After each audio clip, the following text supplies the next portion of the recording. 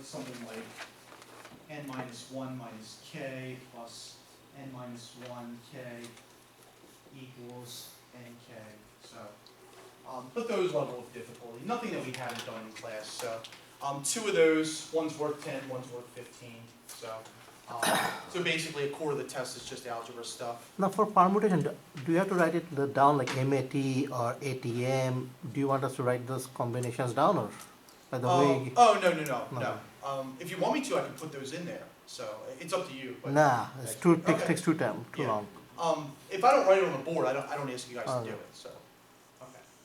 All right. Other questions, guys? Okay. And then the last three problems are all in the binomial theorem stuff. So, these are easier ones, so they'll be worth 5 apiece. So for the binomial theorem, all right, make sure you guys can expand something like 2a plus 5b to the 4th power. Find coefficient of something like x squared y8 and x minus 3y squared to the 4th. I guess that would be the 5th. I want to make that right. And then, just like we did today, write the closed form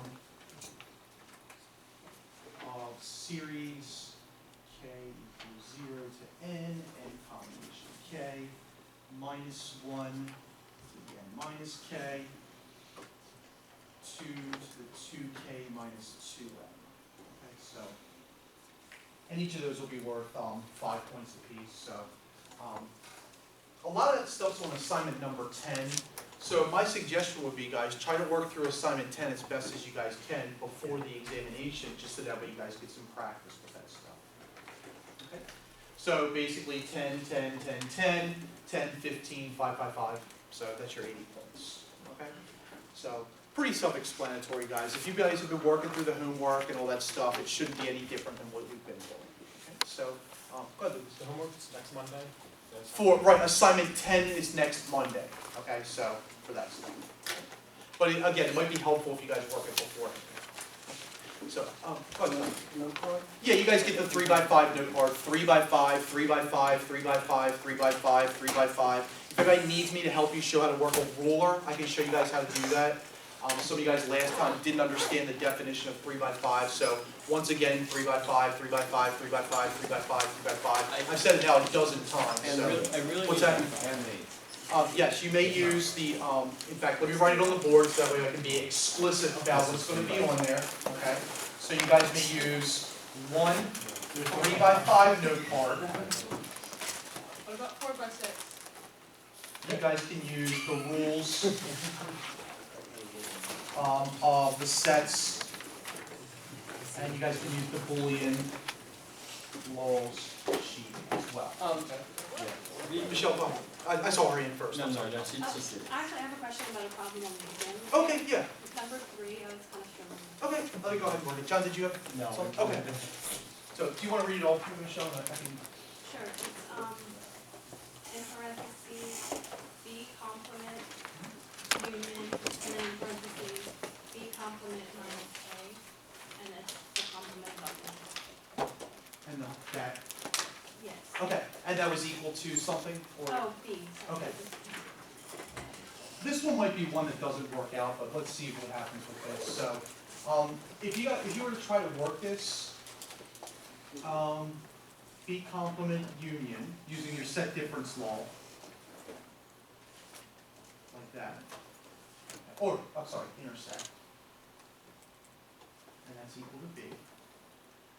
What's really cool about this one that you might not have seen is that you can actually use the absorption law because you have two of the exact same sets there, okay? So I think what you can do is you can absorb that into just B complement using the absorption. Wouldn't the B complement actually be B though? Because it's the complement of those ones? Right. So this would actually be the B, so it actually becomes B complement, like that. Yeah. So that's by your absorption law, and that's equal to B. So I use the set difference, and then you just use your absorption here to get to the B complement. Because if you see, give me one sec, Greg. I think it's, you have A union, A intersect B, that's equal to A, right? So, right here, the A is actually going to be B complement for that. And you can just simplify it to B complement. It doesn't look quite right to me. So on the left side you have the B complement here. You're using a set difference. From here to here. So what's in the parentheses over there, if you rewrite that with the complement from the outside, it'd be B complement minus A and the complement outside the parentheses. So, So you can just Like rewrite this that guy with right here? parentheses.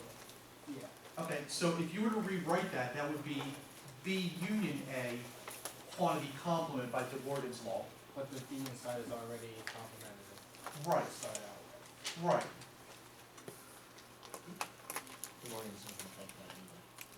Yeah, De Morgan's doesn't do anything. The set difference only affects the A, okay? And then the De Morgan's law would factor out both of these complements. Right here. But you don't have to do that if you don't want to. So, I mean, if you wanted to, you could go ahead and do this and then use De Morgan's law on the big one, but it doesn't really matter. I just saw absorption on that one, it's much more efficient than having to worry about that. Okay, so, does that help, Michelle, or are you still having trouble seeing the, I'm just confused by what you wrote on the board. oh, hold on, let me get rid of this.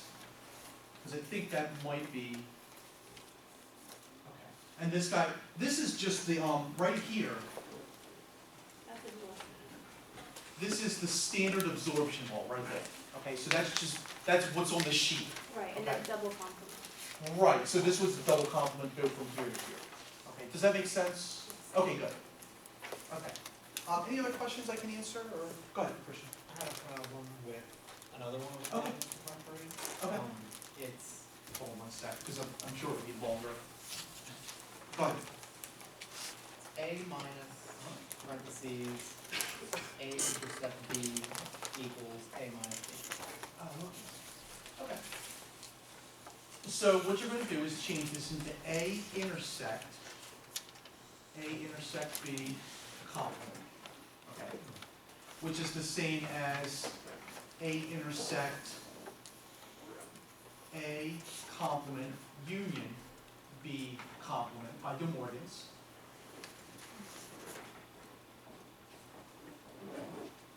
And then from here, because the symbols are opposites and you have three different items there, you'd have to use the distributive law. So this becomes A intersect A complement, union A intersect B complement. So that's okay? This just becomes the null set, okay, I think that's the negation law. Okay, I don't know the laws off the top of my head, but I know they work. And then if you have a choice between null or set, that just becomes set.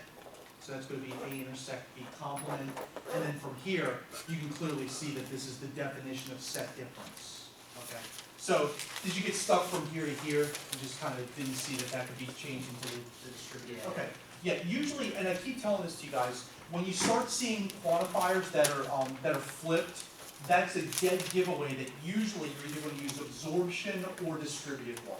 If they're the same, then you can go ahead and use the commutative law. Okay, Jeff? You don't have to write out the steps you're using. You do, I just don't have them memorized, quite honestly. I can think about them, but I just don't have them memorized. But I'm sure you guys can go home and figure out what steps they are once you have that.